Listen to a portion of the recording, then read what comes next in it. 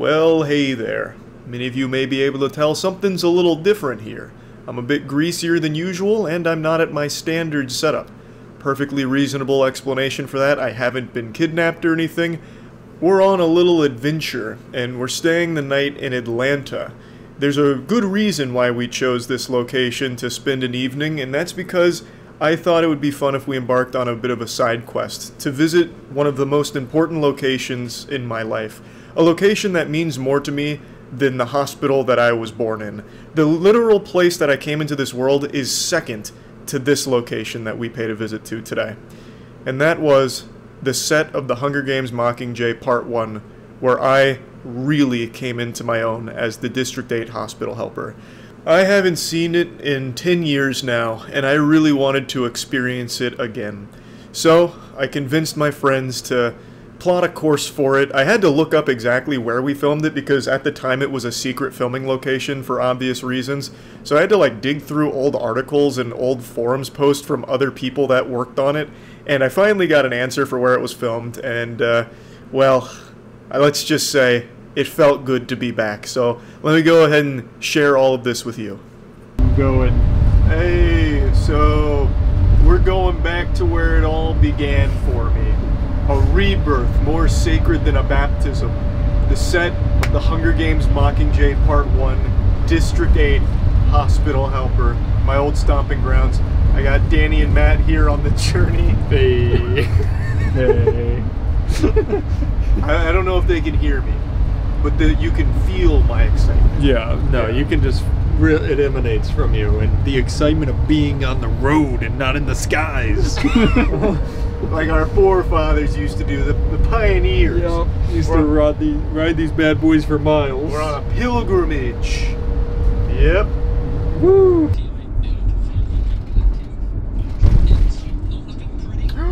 The Piggly Wiggly! Wait, last time we were here for Hunger Games, we went to that Piggly Wiggly. I didn't believe it was a real thing. Oh my god. I'd only heard about it from like Drake and Josh. That's at that just point. the supermarket. It's right? just a supermarket, yeah. But I came with my dad and I saw the Piggly Wiggly and I was like, can we check it out? And he's like, sure.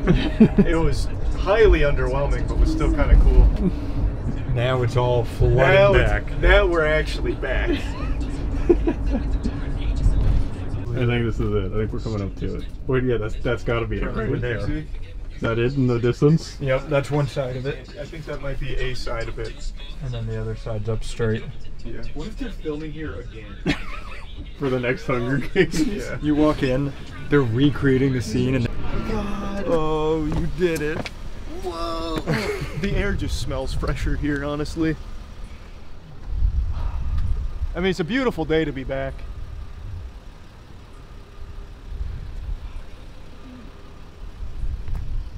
So all your stuff was indoors, right? None of it was out here? No, there was some outdoors. Oh, was there?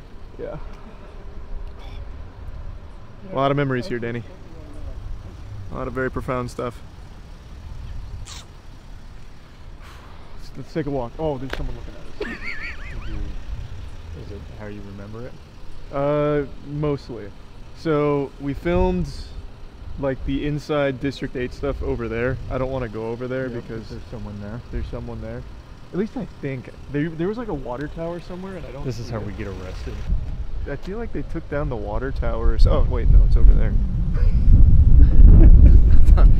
There was one like on the property. Now I'm having... Can we do like a little recreation? Like, can you go over by the building and do your line or your whatever you did? The sign may say 10-mile-per-hour speed limit, but you can't put a speed limit on the thoughts racing through my head. Upon being back, I was flooded with some cherished memories. It felt amazing. I finally got to witness her in all of her glory once again. This was an old textile mill. I don't know if it's still operational. I don't think it is.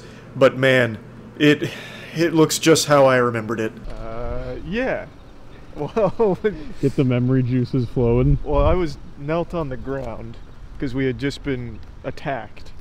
And Katniss Everdeen comes in and she's like, "Where's Charlie?" And I said, "I'm right here, Jennifer." And I cut it. So it was inside.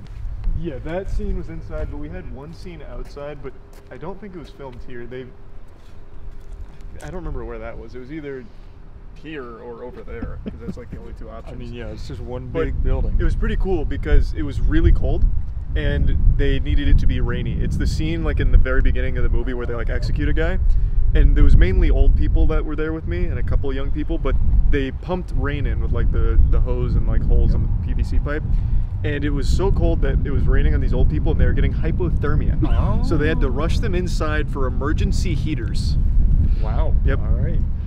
You just let out some industry secrets. They're going to come after you. God rest their souls if they didn't make it. Put a big beep over that whole part. And it was so cold. God, we really need to put like a monument like District 8 hospital helper was filmed here. We have a camera in your hands here, just for a little picture with me. Yeah, here. Well, let me get the big like Thomas and Mills. There we go. Oh wait. Oh yeah. Wow, that's adorable. If we were any other kind of YouTuber, we would be trying to get those doors up and inside. You don't want to go. So I can't imagine this is a functional facility anymore. It might be. It's not like, I mean, it's run down, but like. But no, like when you mill. Stuff around the door. Yeah. Like the inside looked like it looked like District 8 like after it got hit by bombs. Like it was destroyed. So how many years ago was that now? 10. 10 years. Yeah. It was 2013. Wow. Yeah, the NDA is long gone by this point. Oh no, yeah. The statute of limitations. We're safe.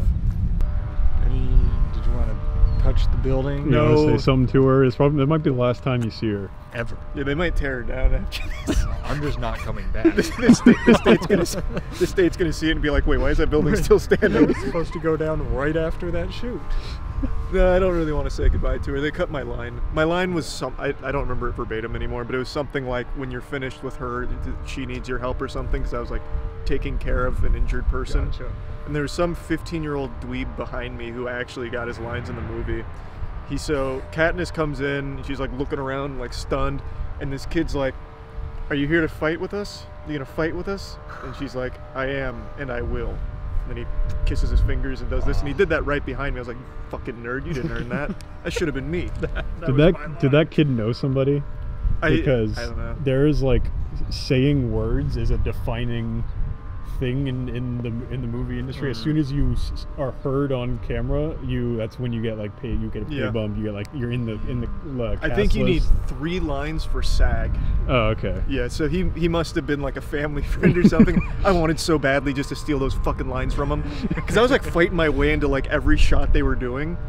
I'm sure they loved that. No, yeah, I wonder if that's maybe why they cut your line. It's probably why.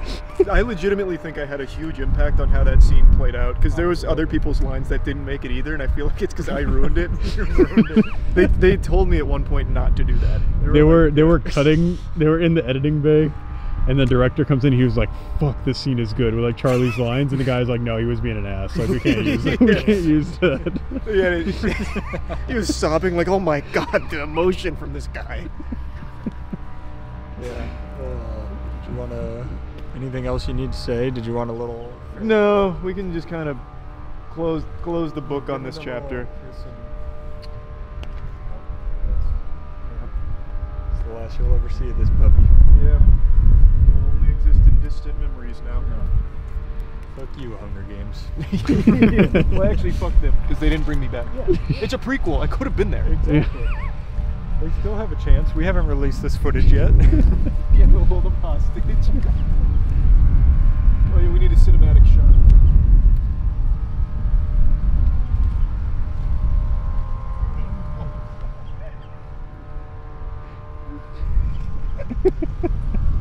Real quick, I just want to clarify, there are no hard feelings between me and the kid who actually did have his lines make the final cut of the film. There's no bad blood there, I'm just goofing around is all. Yeah, I would never insult a fellow co-star of the Hunger Games franchise, except of course unless I'm talking about the directors, because they're frauds and cowards because they didn't bring me back for the new one. That's it. See ya. Movie prop auction is live, including props from The Mummy. Maybe that's the new Twitch meta. Bidding on movie props and auctions. Which auction? I want to see what mummy props there are. It's prop store auction. Okay, let's see. Alright, what do they got? What mummy items? They have the Back to Future hoverboards. My dad actually has that pink one. And the black one. The Pitbull, I think it was called. He found them on eBay back in like the early 2000s. These are some fluffy vol dill pickle and macho. Here, I'll pull this up on stream. Let's see. I'm not gonna bid on anything obviously, but let's see what they've got. You can get something from 8 Mile, which is it's just like a normal outfit. It's just like a little dirty. Okay, starting bid $2,000. Cool. They have a lot from Aliens here. My God. What? A starting bid of $3,000 for the American Psycho business card display? What? Why would you do that? That's way too much. It's a fucking business card display. This is not worth. Not at all. I just don't see why you would buy props that you'll never know where they're from without someone telling you. Like, these just look like toy guns. Well, they look like real guns, but you know they're props. So it's just, they just look like normal fake guns. You'd have no idea it's from Age of Ultron. See, like, this is cool. Wow. $30,000.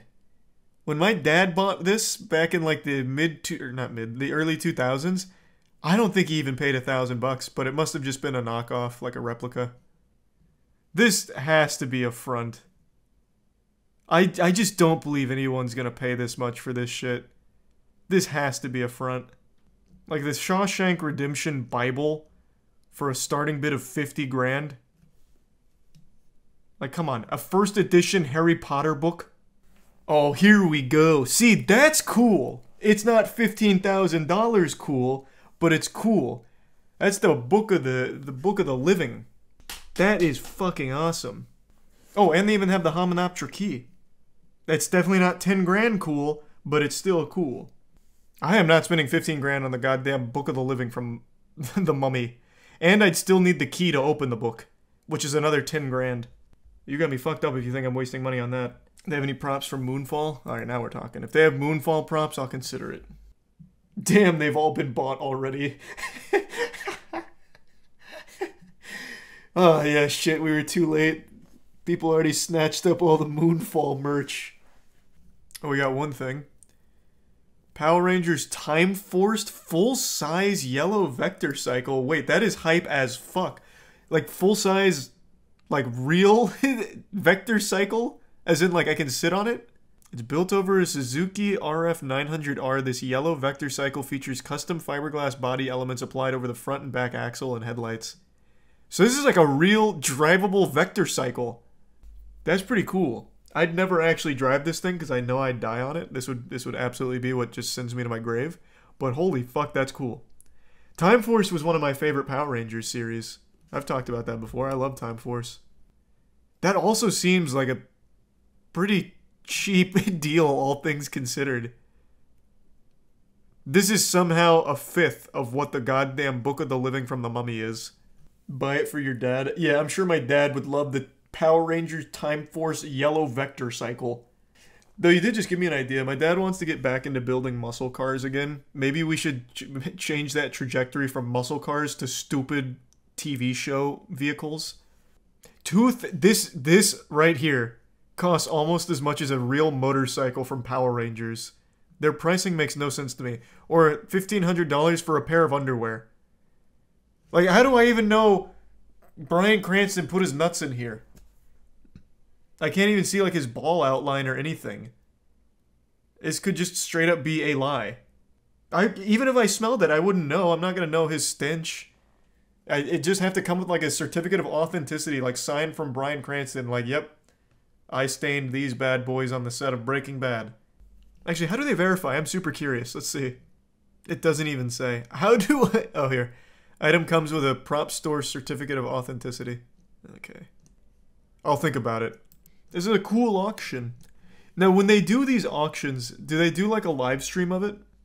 I actually might want to tune in to see which fucking maniac is buying the Walter White underwear. Or spending $200,000 for the action figure. A Funko Pop auction. What kind of pops we... Oh my god. Huge. They had a Terminator Dark Fate auction. What the fuck were they selling here? Just some boring ass costumes. Some of these sound kind of hype. Oh, Zoolander 2 auction? Oh my god, that's so sad. Oh, yuck. Winning bid in A. I am imagining nobody bought anything. Notice how there is not a single sold ticket here. God damn. I never even saw the sequel, it just looked so bad. I loved Zoolander growing up. I've watched that movie like 50 fucking times. But the trailer for Zoolander 2 looked miserable. But why? Why? Who would just buy 2 drinking glasses and say it's from Annihilation? Like, I wouldn't believe you if you told me. If I went to like a big movie buff's house and he's like, these 2 drinking glasses are from Annihilation, that one scene where Lena and Kate are drinking from them for 5 seconds. Yep, I've got them. I just wouldn't believe him. I think he's making it up. The glasses sold for $12.50. Oh, you logged in to see? Nice. Thanks for the update. I mean, I guess it's not even a bad deal for 2 high-quality shot glasses. $12.50 for 2 of these bad boys and a certificate of authenticity. So you get a little trivia while you're ripping shots. That's not terrible. I actually might tune into the live stream for this one. November 3rd. I just want to see what maniac buys some of this absolute overpriced garbage here at the top. Because some of these are just absolute dog shit. Like buying these gloves. The Darth Vader gloves. Screen matched. Which leads me to believe that it's probably not even real, like actually used in the movie. It's all anonymous. Well, I would think so. Well, actually, that's not exactly what I expected. By anonymous, I don't know what I was picturing. I was expecting like classic auction where you hold up your number. Do I hear 75? Okay, arrest that man. He needs help. The rubber mold of Danny DeVito's head from Batman Returns is auctioning for nearly $2,000. See, now that sounds worth about $2 grand. Holy shit, they have something from Gemini Man. Why? Good heavens, why? Oh my, you couldn't give that away. What a stinker of a movie. Set it from price high to low. Oh, that's an interesting idea. 26 grand for the Star Trek motion picture. Oh, model. It's a model. And then a full-sized light-up medical pod from Prometheus? Wait, that's pretty cool, though. Movie a little dog ass, but that is a cool prop. That's actually kind of cool. I like that. Not as cool as the... If I was going to buy anything from this auction, I would absolutely get the actual Power Rangers Time Force Yellow Ranger Vector Cycle, because it's a real motorcycle. Like, I would get that. Not this. And the Vector Cycle is also $3 grand, not 15. Buy it and sleep in it for a week. Absolutely not. Oh my god. That sounds miserable. I don't believe in the paranormal, but I would legitimately feel haunted. Like, I feel like I just got cursed. Oh my god, another one. The Power Rangers Lightspeed Rescue full-size Strata Cycle. I already know this doesn't work, though. The Vector Cycle, I feel, has a chance. I can eyeball that and tell you that doesn't run. The Fallout 3 2008 T-45 promotional power armor statue, huh? Actually cool as shit. That one goes hard. I love Fallout 3 too. That one's nice. They've got some good shit on here, especially compared to the actual auction. The Amazing Spider-Man 2 full-sized burnt electro body. This would be such a fucking amazing Halloween decoration. Just have like a corpse laying around. Like, it's actually Electro from Amazing Spider-Man. It's Jamie Foxx. Yeah, he's dead. A Power Rangers Lightspeed Rescue Shockatron monster costume. That's... Man, why does Power Rangers have, like, the best items on here? So you can actually get, like... Hold on, I want to see him in the show. You can actually just get one of the monsters. Shockatron! You're right! That could be me! I just need to spend $2,500 on the costume! Shockatron! Let's go! What a deal! Hunger Games Mockingjay Part 1, frame District 13 belt, let's go! If it was District 8, I would unironically buy it. Well, yeah, I wasn't District 13, I was District 8. Damn, imagine though. Alright, let's just get this out of the way, rip the band-aid off so you can all point and laugh at me, spit at me, call me names, and give me wedgies. I'm not Percy Jackson. I didn't get the role. Disney Plus finally released their trailer for the upcoming Percy Jackson series, and just like Batman's parents, I'm not there. They made the inexplicably disgusting decision to not cast me as the lead role, even though I put forth probably one of the best auditions Hollywood had ever been graced with. I'm not going to pretend to understand why they chose to cast an actual child to play Percy Jackson. I understand that Percy Jackson in the books is like 12 years old, but it's called acting. Yes, I may be a 28-year-old man, but thanks to the miracle of technology, we can de-age me a bit. I can shave, trim up my hair. I already have the height of a child. I should have been able to fit the bill. And no disrespect to the actor playing Percy Jackson, all power to them. I think they've done a fantastic job, and I have no doubt the show is going to be a smashing success. But you can't help but wonder, what if they did cast me? We could have been looking at the next Citizen Kane. And that's all I'm saying. It's just a bit of missed potential here. And yes, I'm clearly a bit disappointed. This is the second time I've been snubbed. The first time being when my performance in the Hunger Games Mockingjay Part 1 didn't net me an Oscar nomination.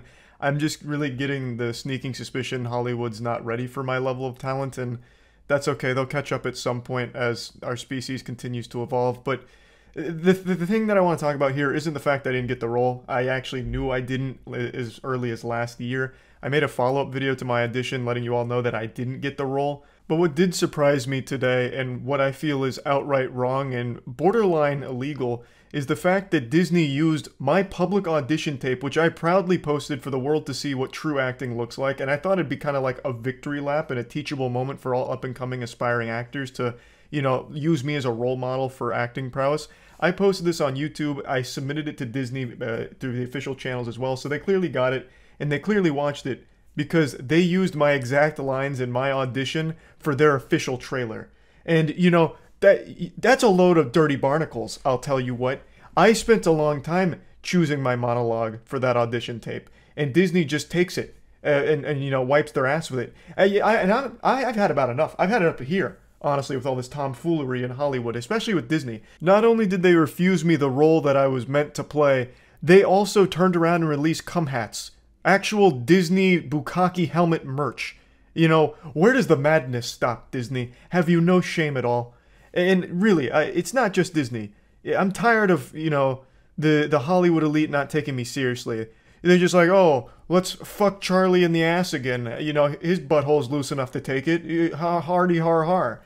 And I'm out here giving my all in these roles for these auditions, and I'm not getting any callbacks. But anyway, let me show you my audition compared to the official trailer because it's jarring. The Percy Jackson trailer came out. I know, man, it's so painful. I haven't seen it yet, but I'm not in it. It's so painful. It should have been me. Look, I didn't want to be a half-blood. Oh, I even read this line. It's dangerous. No fucking way. It's scary. Most of the time, it gets you killed. I read that.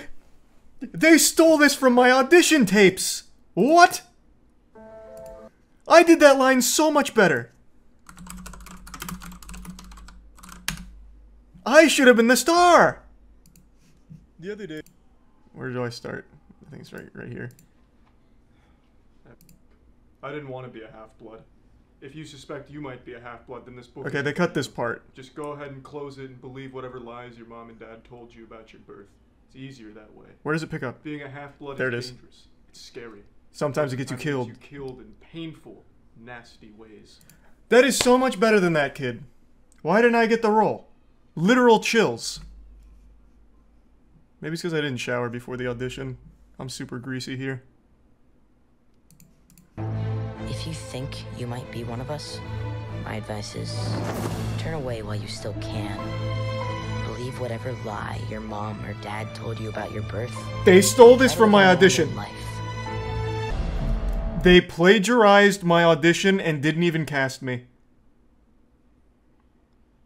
Yes, I understand it's supposed to be played by a 12-year-old.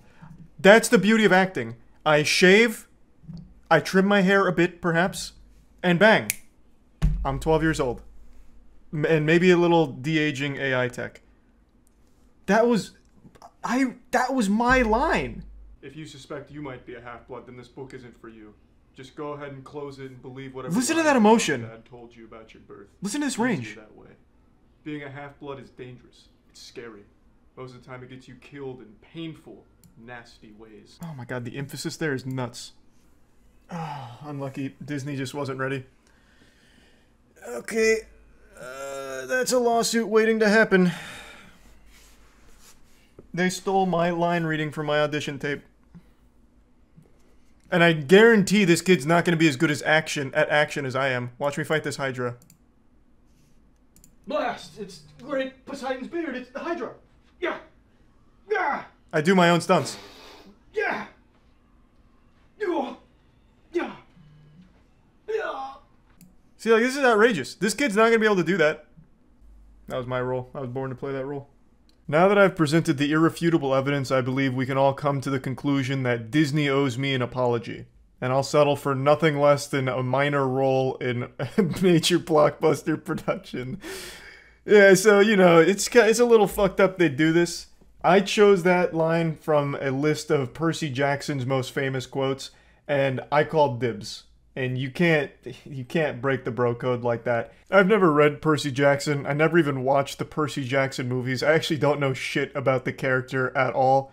It just happened to be an open casting call that sounded like fun. And I killed it. I crushed that audition. I don't care what anyone says.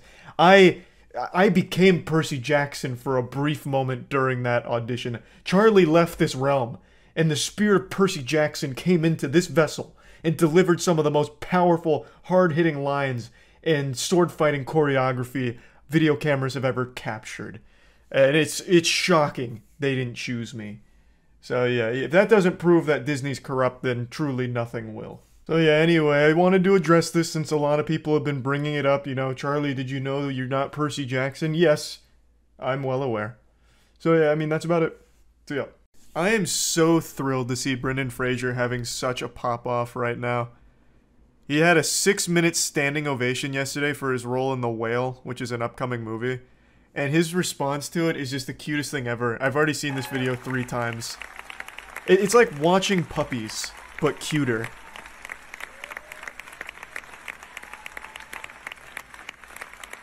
He is, bar none, my favorite actor, and has been since I was a kid.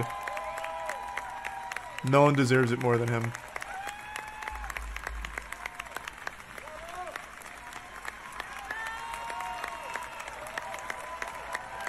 Though I will say 6-minute standing ovation, that probably got really uncomfortable after like minute 1. I love that little kick. It feels like that anime that became a meme where it's just like a guy in the ocean and like a million people clapping for him. But in the real world. So I'm really excited to see The Whale. This is by far his biggest role since coming back. And I have no doubt I'm going to enjoy it because it's Brendan Fraser. He has always been the best part of the movies that he's in. In fact, when I saw this yesterday, I went and dug out my Mummies collector's set. I've had this since I was a kid. Well, I guess not really. I had the old VHS tapes, but I got this when I was probably in middle school.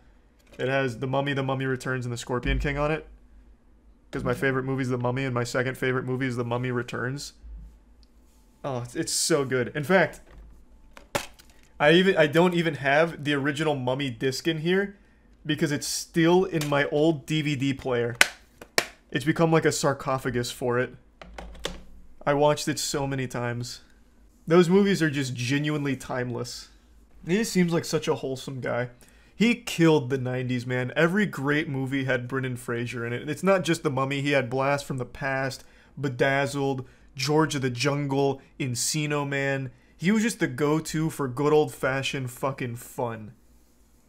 And he went through hell for it. He almost died on the set of The Mummy because there's a scene where he gets hung. Hey, it's Charlie post-stream here. I don't think I did it justice when I explained how he almost died on the set of The Mummy during stream.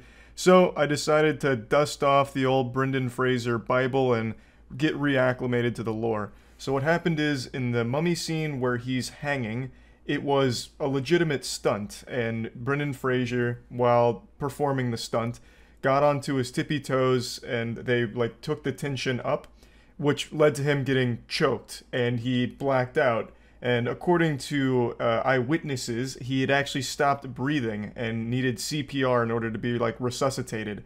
So he came pretty close to just straight up dying during that hanging scene. Yeah, here's him talking about how he had to get a laminectomy, which is something that sounds like a fucking procedure in sci-fi movies. And so he took a pretty long break, but he's now coming back to it.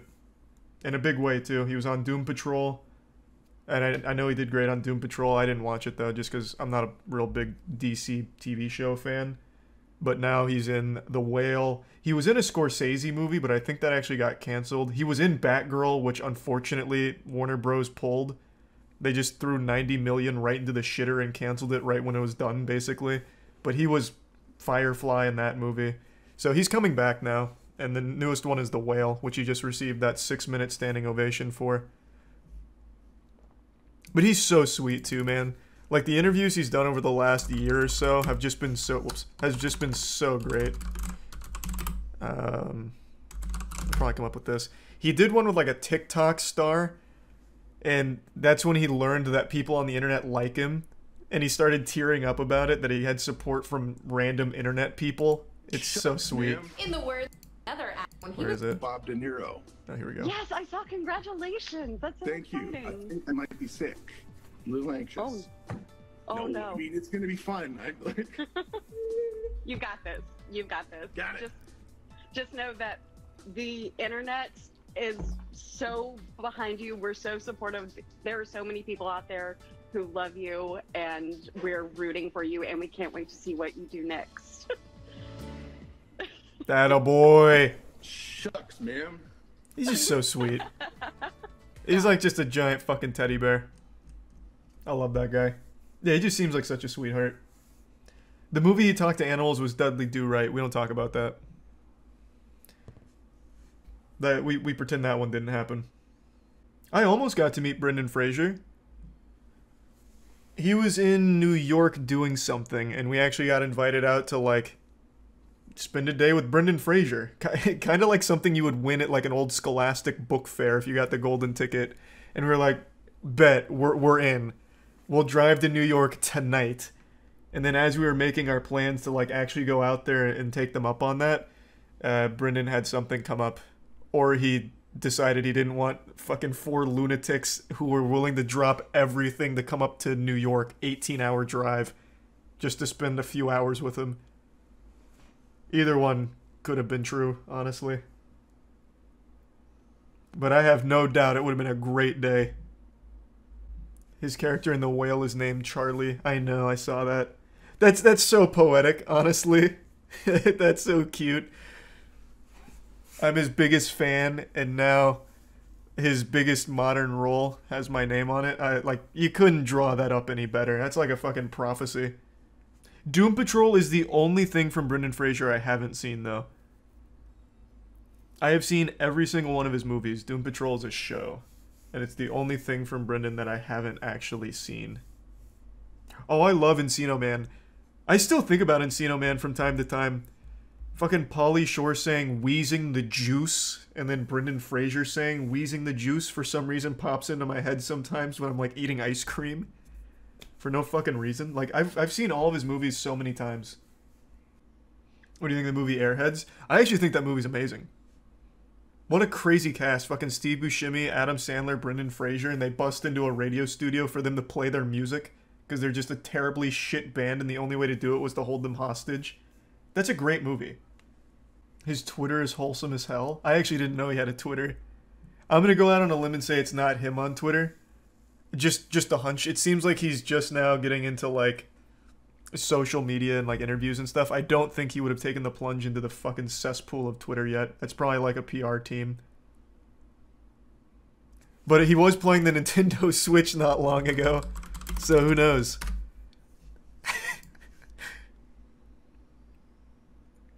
Just another beautifully wholesome Brendan Fraser clip, honestly. I think this was before another Zoom interview. But it's super cute because he has his name on the back of his Switch here. It's hard to see on the video right now, but he just has like the old style like label with Fraser on it. It's so good. What's he playing? Probably Splatoon. Fucking clapping cheeks in Splatoon. Or maybe Pokemon Unite. This was 2021. He might have been swiping his credit card just like I was, just to absolutely clap. Just fucking ruin kids' days on that game. A Brendan Fraser movie tier list? I did one already. Well, kind of. It wasn't like a full tier list. I did a breakdown of all of Brendan Fraser's best roles. My father's always said, the only thing worse than a liar is a shitty actor. Well, Pa, your boy's a failure on both fronts. I've not only been lying to all of you, I've been lying to my family, and even more importantly, I've been lying to myself. I'm sure all of you have seen the news by now. I've gotten a ton of questions in Twitch chat about it since the news broke, and I figured it's best just to own up to it publicly like this. And trust me, this isn't how I wanted all of you to find out. I would have rather my fucking dick pics leak than have this happen. But after what came out yesterday, it's time that I walk into church and confess to a sin. I convinced all of you that I was something that I'm not. And that's a world-class actor. I know that might sound a little weird to say and a bit confusing considering I know most of you found me through my breakout performance in the Hunger Games Mockingjay Part 1 as the District 8 background helper, or maybe even Officer Greg in Last of the Grads, and who could forget my timeless classic performance as miscellaneous tourists in Tropico 5. But the thing is, all of those roles weren't as impactful as I made them seem. I misled most of you. And worst of all, I convinced you all that I was an S-tier actor, when in fact, I'm not. I don't usually get considered for the big roles. However, I led you to believe that I had a chance at landing a very large upcoming role in Disney Plus's Percy Jackson TV series. A lot of you were cheering me on ever since I publicly posted my demo reel for the Percy Jackson TV show, a demo reel that I'm still very proud of. I think I absolutely crushed the performance here. I think I really embodied Percy Jackson for a brief moment. I de-aged myself from 27 years old to 12. I was able to really assimilate into the character here and become a 12-year-old superhero named Percy Jackson. And since posting that, a lot of you expected me to get the role, and I convinced you all that any day now Disney would get back to me confirming that I landed the lead role. But in the back of my head, I always knew the truth.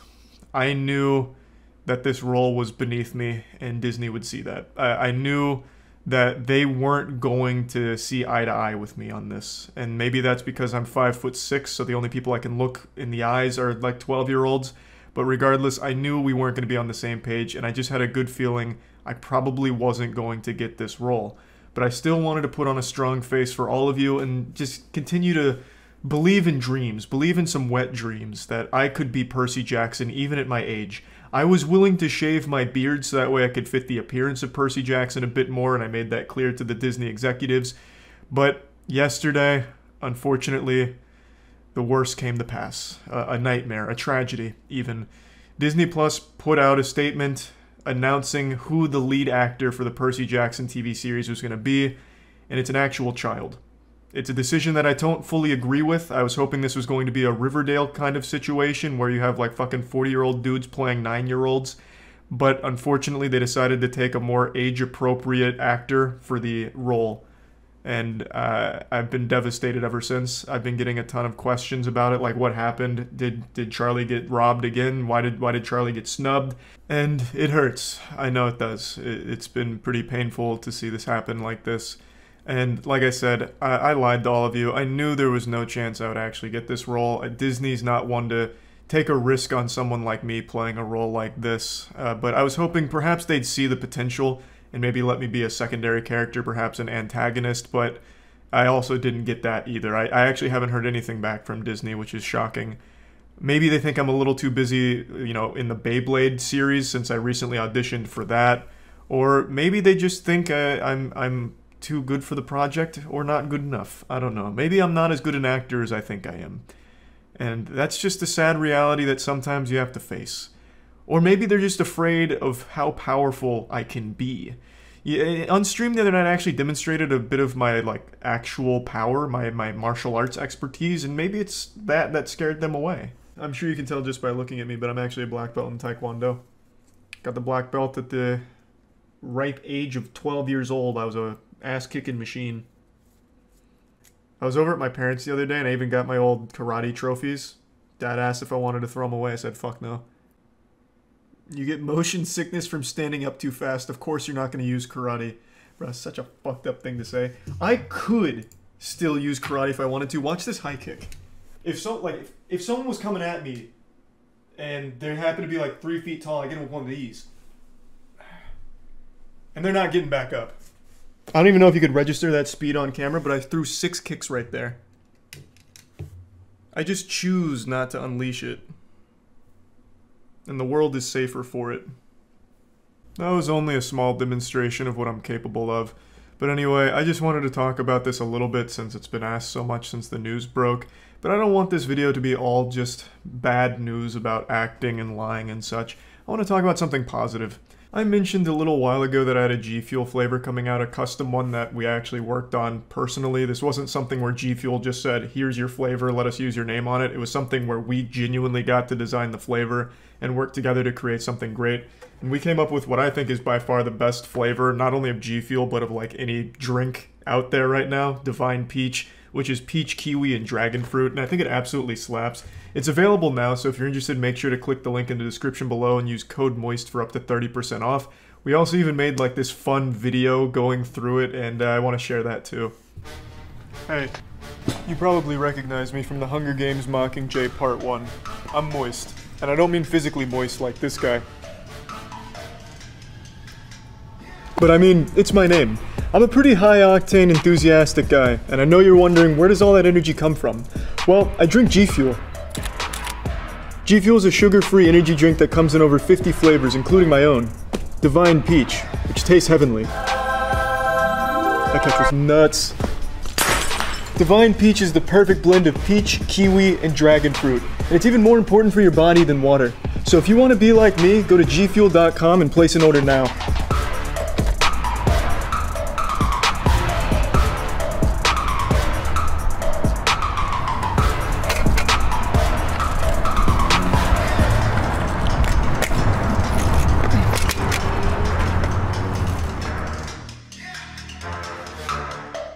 Divine Peach comes in both energy and hydration formula. The energy has caffeine, the hydration doesn't, and there will be canned versions of both coming out pretty soon, but right now it's the tubs of powder for them. I'm super happy with how it came out. It's like the only thing I drink besides water, and I just think it's fantastic. So big thanks to G Fuel for letting us be so hands-on and create something that we're really happy with. And there's also one more thing that I'd like to talk about, and this is something that was brought up on stream that I think is an incredible idea. I just don't know if I'll actually do it at any point, so this is just something that I like to do occasionally, where I give you, the viewer, a potential YouTube video idea, something that I think could go absolutely turbo viral. So the idea is a Mr. Beast style video where you go to strip clubs and pay for everyone's lap dances. Now I know what you're thinking. God damn, that's the best idea I've ever heard in my life. And you'd be right, like once you actually get into the meat of the idea, it's just a win-win all around. You're supporting local businesses, you're, you know, helping out people that want more lap dances but can't afford them, whether it's because they've maxed out their credit cards at the nearby ATM or whatever have you. You're helping them continue to have fun, and you get a really cool YouTube video out of it where everyone can appreciate it at the end of the day, I think. So that's just an idea that Twitch chat actually floated that I thought was great, but I don't know if I'd be able to execute it properly and give it the care that it deserves. So if anyone out there, you know, wants to take that one, please feel free. It's royalty free. You don't need to pay me for it or anything like that. Just go out there and have fun with it, I suppose. So yeah, that's really about it. So yeah. Earlier this year, I made that video talking about how Jackson, Danny, Matt, and I were going to be writing a full-fledged porn production for a very well-known company in the industry. It was going to be a very expensive budget from the company, and it was going to be an episodic release. In total, we made a runtime of something that would go right around like 4 hours, so it was basically the fucking Lord of the Rings of porn. And we created an actual masterpiece. If you took all of the porn out of our porno, it would still be an American classic, like a really fucking great movie. But unfortunately, we did all of that before the pandemic hit and shut everything down, fucked everyone in the ass. So they never actually made our porn series, and I thought it'd just be a real waste to let this sacred script go into obscurity and forgotten, lost to the tides of time, so I thought it'd be fun to at least share some of episode 1 with all of you. I don't want to give away any of the big twists or developments in the universe we've created, because who knows, maybe we shop the script around and it lands a home on Amazon Prime as Rian Johnson's Knives Out sequel. So just in case, to err on the side of caution, I'm only going to share with you like the main points in some of the dialogue so you can see where we were going and what we're setting up, but I'm not going to reveal any of the big shit to you. You're just going to have to sit there and salivate waiting to see if this will ever be finished. So, to break it down in a nutshell, it's called The Fucking at Rock Hard Manor. For what it's worth, I thought that title was way too aggressive. It comes out raw, no rubber right away. I just didn't really like the title of it too much, but that I was overruled by the group, so that's the title, The Fucking at Rock Hard Manor. And it is a murder mystery thriller pants filler. So it's basically, basically just think of Knives Out. I think that's a really good example right away. So as you can likely imagine, the story takes place in Rock Hard Manor, where Shock Rockhard has called together his closest friends and business partners to celebrate the creation of the Good Sensation Mark I. The Good Sensation Mark I device was created by none other than the esteemed inventor, Dr. Zachariah Good Sensation. The Good Sensation Mark I is basically a ray gun that cures PTSD. Well, actually, think of it less of a ray gun and more like the microwave emitter from Batman Begins that fucking vaporizes all the water in Gotham. It's that, but it cures PTSD. Now, if I may, I'd like to read you some dialogue from Dr. Zachariah Good Sensation. This is when he's trying to flirt with some of the women attending this celebration. This is unlike anything you've ever seen before, I guarantee it. You don't understand. How could you, though? It's utterly ridiculous to think you could. I myself have been trapped in my lab for 3 years trying to understand it, held hostage by my own hubris, crafted from the finest polymers I could get my hands on thanks to Shock's financing. Ah, yes, such a delicate balance of madness and genius. You know, girls, if I had made even one miscalculation in the creation of this, I may have very well lost my life. And as you can likely imagine, the women were beyond impressed, sought in panties immediately. However, not too long after this interaction, something goes awry, as is standard in murder mysteries. So Shock Rockhard is making an announcement, thanking everyone for being there to celebrate this, because he's very happy. Shock Rockhard, as you well know, he's one of the most decorated veterans in the entire history of the American Armed Forces, and he unfortunately suffers from PTSD, so he had Dr. Zachariah's Good Sensation working on a device to help alleviate his troubles, as well as his other comrades. Shock Rockhard and his wife, Tootie Rockhard, are at the top of their staircase making this announcement when they ask all the attendees to raise their glass in a toast. However, the lights turn off. A loud, euphoric moan is heard, followed by the sound of a body tumbling down the stairs. It sounds like 10 wet potatoes all getting pushed down a staircase at once. The lights turn back on, and everyone horrified as they see Shock Rockhard's lifeless body at the base of the staircase. Who could have murdered Shock Rockhard? He had no enemies. He was loved by all. The lights were only off for a matter of seconds, and there's no visible wounds on Shock Rockhard's body, other than, of course, a couple of bruises and scrapes from tumbling down the stairs, but not enough to kill a man, and they happened after the moan. A very interesting and peculiar death. Madame Tootie Rockhard goes to check for a pulse. She realizes there's no pulse. He is pronounced dead at the scene. Then, as everyone is grieving, mourning, the doors kick in. They fly open, and smoke pours in, flooding the foyer.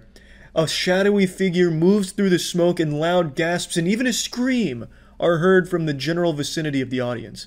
And as the smoke clears, a grizzled detective emerges. It's Detective Mike Mitchell. Now, before I get into Mike Mitchell, I'd like to tell you where that name comes from. Mike Mitchell is the name of a character a buddy of mine played in a really low-budget piece-of-shit movie. He played a character named Detective Mike Mitchell, so I thought it'd be really cool just kind of to put him in here as an homage to that and keep that legacy of Mike Mitchell alive. So Detective Mike Mitchell comes in, and he immediately takes control of the scene. Mike Mitchell says, "No need to scream, ladies and gentlemen. I've heard it all before." He takes one last puff from his cigar before flicking it off to the side. Mike Mitchell slowly approaches the scene. Madame Tootie Rockhart is still face down on Shock's chest. Mike Mitchell extends his condolences. You must be the wife of the deceased. You have my sincerest condolences, madame, but right now, you're in my crime scene. Tootie Rockhart replies, Crime scene? What do you mean? Mike Mitchell, it's quite simple, really. I could see it immediately. A fall from such a height would not have killed anyone, but the evidence is on his face. A smile.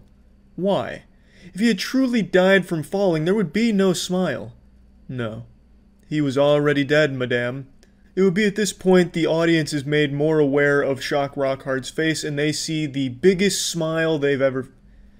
It's at this point the audience gets a very clear view of Shock's face. There is a massive smile on it that looks like a kid on Christmas Day, smiling from ear to ear, looking like a 9-year-old boy that just went to Disney World for the first time. Magic in his eyes, little stars in his eyes. He looks like the happiest motherfucker on the entire goddamn planet. But now that's a bit interesting, isn't it? You see, most people at the Rockhart Manor that night assumed that he slipped and fell when the lights went off, but if that was the case, why would he be smiling? There'd be panic washing over his face, not a big smile. So it's a very interesting conundrum Mike Mitchell is faced with, a very difficult case he's going to have to crack. Detective Mike Mitchell then arrives at the natural conclusion that this had to have been a murder.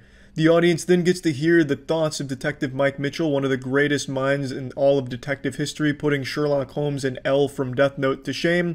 Mike Mitchell thinks to himself, no signs of distress, and no signs of a struggle apart from the one with gravity. The smile on his face, why? What happiness can be found in death?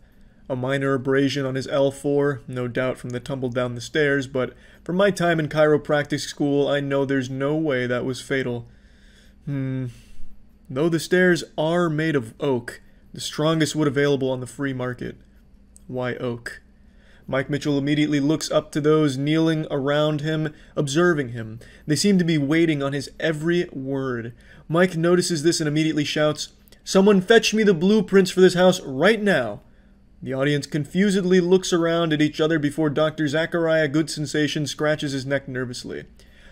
Yes, Detective Mike Mitchell, right away," says Dr. Zachariah. Dr. Zachariah Good Sensation then rushes away from the crowd, and Detective Mike Mitchell returns his head towards the body of Shock Rockhart. He puts his ear to the deceased man's stomach, and the voiceover returns. His thorax is nearly shattered and his lips chapped. Circumstantial, possibly, but definitely indicative. But of what? I won't read all of the dialogue here, but Detective Mike Mitchell continues to thoroughly analyze the corpse before he begins to turn his attention to something else he noticed upon this inspection. Dear God, what is that smell? Detective Mike Mitchell then quickly stands up in disgust and covers his nose with his hand. But then he screams as he realizes his hand is covered in semen. Good Lord! It's clear to me now, everyone. This man is not only dead, but he has ejaculated as well. The crowd gasps in shock, and Tootie Rockhart is heard wailing even louder now. Mike Mitchell inspects his hand and starts to try and shake the cum off. Alessandra, the maid, walks up to Mike and wipes his hand with a paper towel. Thanks, hon. Glad you were here to get me out of that sticky situation. As you'll soon learn, Mike Mitchell is a wisecracking one-liner straight out of an old 80s movie. The maid giggles and rushes away to dispose of the paper towel. Mike Mitchell turns to face the crowd. They're all talking amongst themselves and turn their attention back to Mike to give their entire focus. So what's next, Detective? If what you say is true and Daddy was indeed murdered, then one of us is at fault here. This was said by his daughter, Vanessa Rockhart. Everyone looks uncomfortably at each other. Some individuals move apart and some awkwardly scratch their necks and take calculated sips from their champagne flutes. Detective Mike Mitchell then says that everyone needs to split up and look for clues. I'm going to go ahead and stop here, and I've brushed over a lot of the dialogue and a lot of the other context, building all this up with the other characters. I just wanted to give you like the very core elements that happen to set up the events of the fucking at Rockhart Manor. So yeah, you know, why was Shock Rockhart smiling upon his death, and why was he filled with so much cum in his trousers, so much so that it was leaking out into the hand of Detective Mike Mitchell? It truly is one of the best mysteries to ever be posed in fiction, and yeah, it's really about it. Just wanted to share a little from the porn script here. I know there was no sex at all in any of this right here, because that was like the hardest part for us to write, was putting sex in this story. We just focused on like the whole mystery narrative and coming up with good twists and turns and like an actual good world building, and putting sex in it was actually pretty difficult. So we did manage to fit it all in there in ways that make sense, but the main thing here is you will be watching this porn for the plot, because the narrative is a fucking banger. If it ever does get made, which I'm doubtful that it ever will now at this point, but either way, just wanted to share this with you. That's about it. So yeah.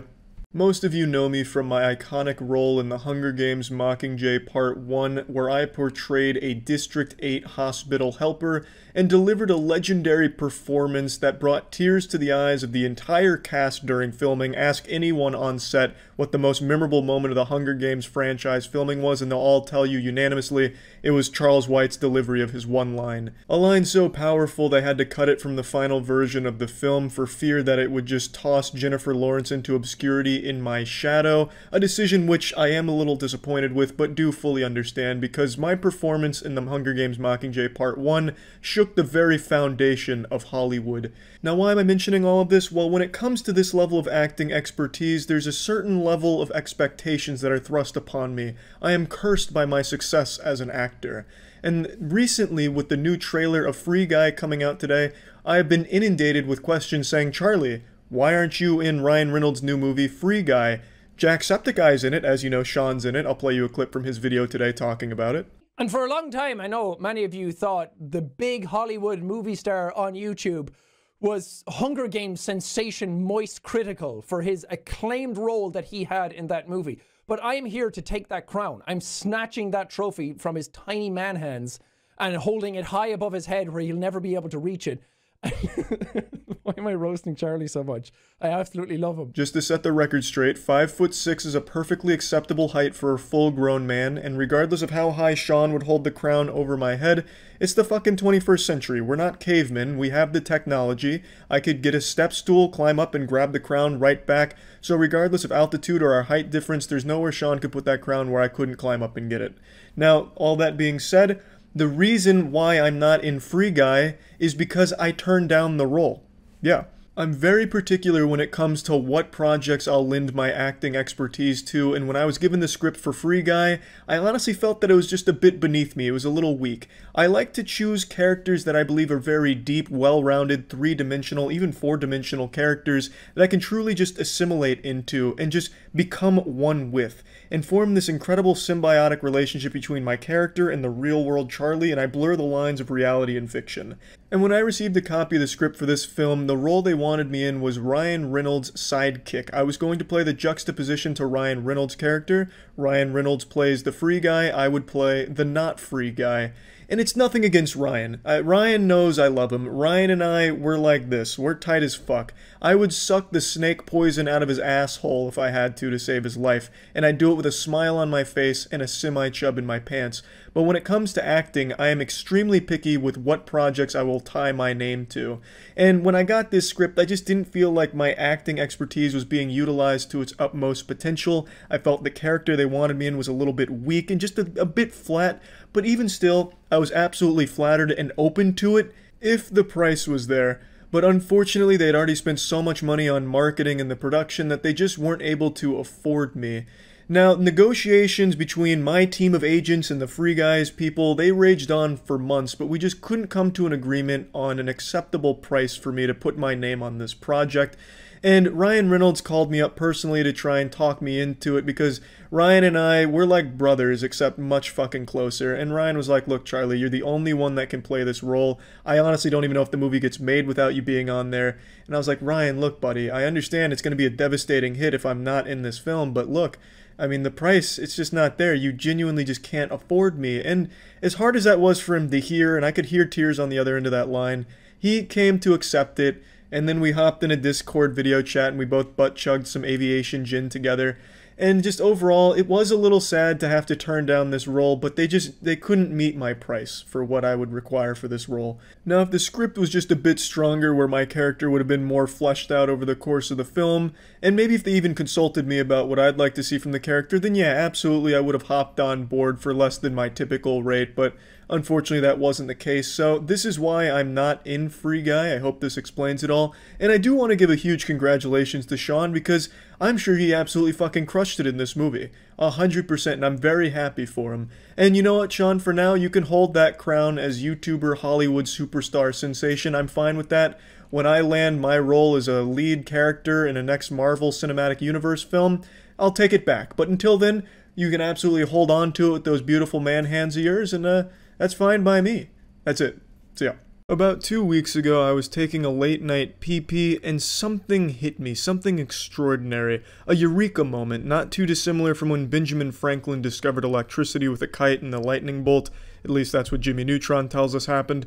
But it was in the same vein as that discovery. I was peeing, and something hit my ears. I noticed a similarity between the sound of my pee-pee, the acoustics of my piss hitting the water, and the sound effects in Scooby-Doo. All of it, I haven't seen the original Scooby-Doo since I was a kid, but all of a sudden, the wires connected in my brain, and I'm like, wait a minute, is this how they made the Scooby-Doo sound effects? So then I began to investigate. I began to dig deeper, and I could find no information on how the effects were made.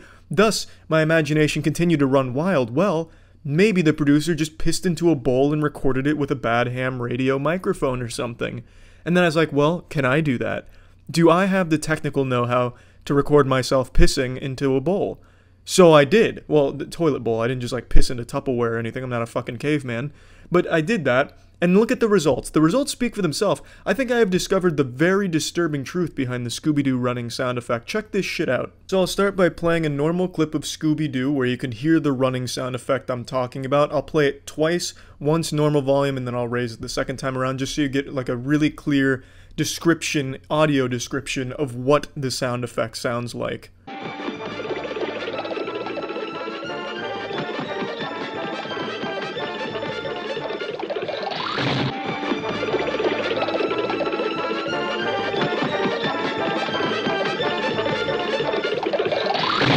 Now you've heard the authentic sound effect with no editing done to it whatsoever. That's how it aired on the show. This is canon. This is part of the established lore of Scooby-Doo. That is the running sound effect.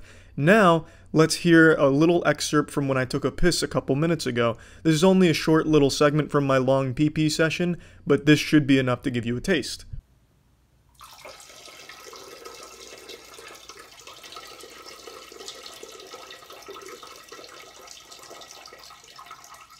So now that may not sound exactly the same as the sound effect on the surface, but I doubt they would just take straight urine hitting water and put it as the running sound effect. I'm sure they did a little audio engineering. I'm no audio engineer. In fact, I suck some fat asshole in that department, but I gave it my best attempt, and I think I got kind of close. So this is my pee put to the scene and also edited a little bit to sound a bit closer to how the editors probably did it back in the 90s.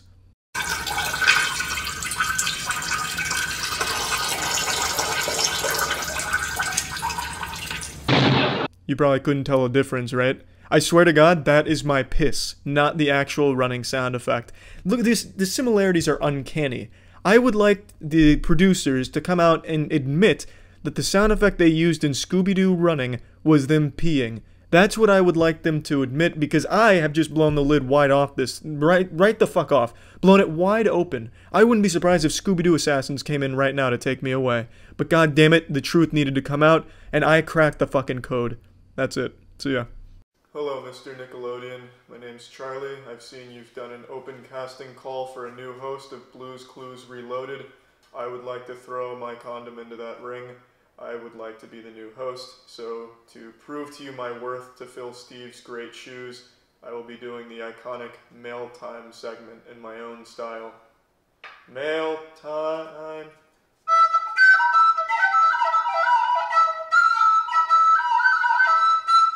Holy shit, it's a package. Look at this bad boy. I wonder what's inside. One piece of tape to seal it. Really wrapped up like Fort Knox here. Definitely an Amazon Prime certified delivery. I'll need something to open this one. Oh God, thank the Lord. It's my package opening katana, as any sane man would have to open his packages. So kids, get out your katana that you got from the flea market from a disheveled old man with 3 fingers that you bought for $10 and a nice smile, and let's open our package.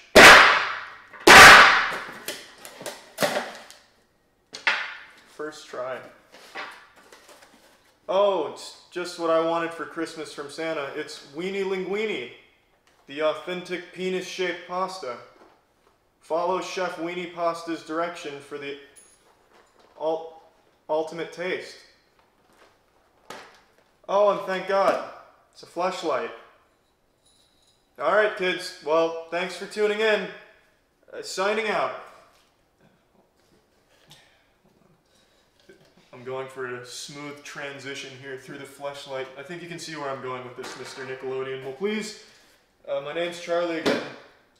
If you think I have what it takes to be the next Steve, don't be afraid to reach out. Thank you for your consideration.